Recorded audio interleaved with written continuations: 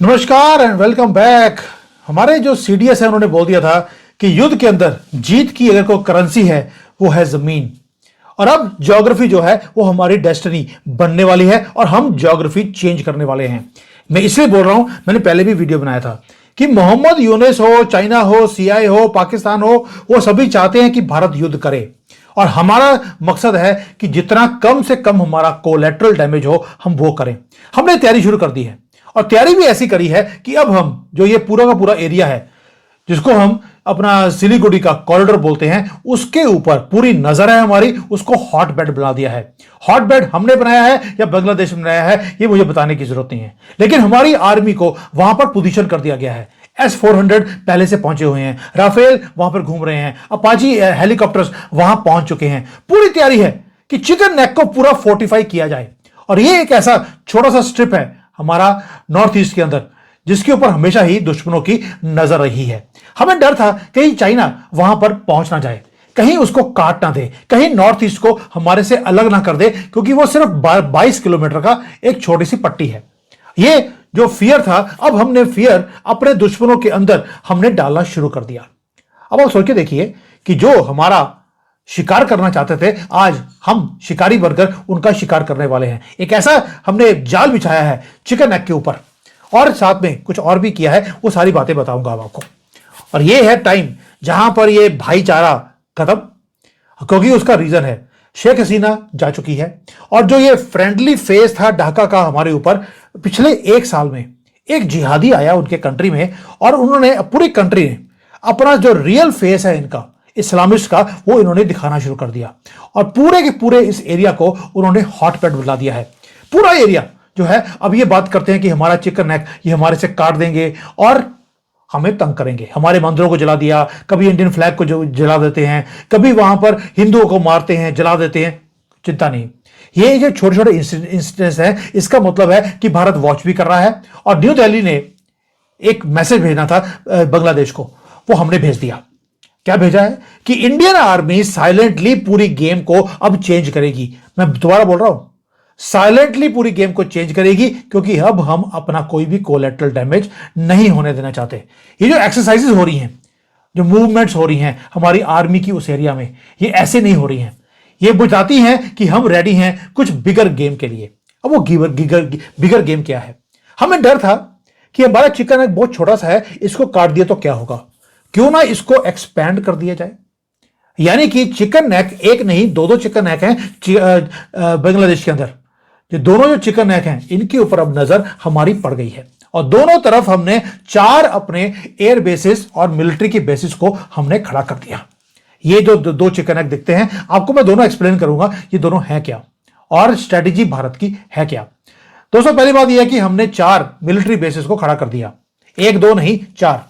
किशनगंज बिहार में, वेस्ट बंगाल में चोपड़ा एरिया, चोपड़ा और ये किशनगंज बहुत ज्यादा इंपॉर्टेंट है, जहां से हम अपनी पूरी नजर रखेंगे इस नेक के ऊपर। और उधर से असम में हमने खड़ा दिया, एक बेस बना दिया है धुबरी में। वहां से भी every movement of Bangladesh towards our north east हम नजर रख सकते हैं। और जो गेम चेंजर है वो है मिजोरम। मिजोरम के अंदर एक नया बेस बनाया गया है और वो इतना इंपॉर्टेंट है क्योंकि हमने अब चिटागांव के एरिया को काटना है। दोस्तों, ये जो डिफेंसिव गेम हमारी गवर्नमेंट खेलती थी वो हमने बोल दिया अब नहीं होगा। और ये सिर्फ कोई गार्ड की पोस्ट नहीं है कि मिलिट्री खड़ी है नजर रखने के लिए, नो। ये वो पंजा है, अब वो मारेगा और इनको अलग इनका छन छन करेगा बांग्लादेश को। ये मैं इसलिए बोल रहा हूं क्योंकि वहां पर हमने कुछ और भी करना शुरू किया है। बीएसएफ की जो पोस्ट है उसके साथ साथ हमने बंकर जो होती हैं, ब्लास्ट प्रूफ बंकर्स हैं, वो बनाने शुरू कर दिए। ड्रोन की सर्वेलेंस शुरू हो गई है। अंडरग्राउंड जो आर्मरी है हमने इकट्ठी करनी शुरू कर दी। यानी कि आपको असला जो चाहिए हमने वो रखना शुरू कर दिया। एंड बांग्लादेश को मालूम है वो हमारा मुकाबला नहीं कर सकते, इसलिए उन्होंने पाकिस्तान के साथ एग्रीमेंट कर लिया कि पाकिस्तान के ऊपर अगर युद्ध होगा तो बांग्लादेश के ऊपर माना जाएगा कि युद्ध हो गया। अब बांग्लादेश और पाकिस्तान दोनों अब थोड़ा सा पिंगे डाल रहे हैं इकट्ठे बैठकर एक स्विंग के ऊपर। अब आते हैं कि हम जो बात करते हैं चिकन नेक की, जब हम बात करते हैं चिकन नेक की, हमेशा हमारे चिकन नेक के ऊपर बात होती है। बांग्लादेश के अंदर जो फेटल वीकनेस है उनके 2 चिकन नेक, ये वो चिकन नेक है जो चोक पॉइंट्स हैं इनके लिए। और हमने क्या कर दिया, ये जो है 80 किलोमीटर वाइड एक पट्टी है और हमने बोल दिया अब हम नहीं छोड़ने वाले इनको, यानी कि सिलीगुड़ी से अगर हमने इसको काटने की कोशिश करी तो ये जो 22 किलोमीटर का एरिया है ये 80 किलोमीटर साथ में जोड़ दीजिए तो 100 किलोमीटर का हो जाएगा। और दूसरा जो नीचे आपको दिखता है फैनी एरिया चिटागोंग के पास, वो भी 20 किलोमीटर का एरिया है। ये भी अगर ले लिया तो हमारा त्रिपुरा और मिजोरम ये दोनों एरियाज बढ़ जाएंगे। और प्लस हमारे लिए एक सबसे बड़ी बात ये होगी कि हमें सी का जो एक्सेस है नॉर्थ ईस्ट को वो भी मिल जाएगा। इसीलिए हमने भी प्रिपेयर कर लिया अपने आप को कि वहां पर पूरी की पूरी आर्टिलरी पहुंचा दी है, आर्मी पहुंच चुकी है एंड यहां पर रिवर भी जाती है।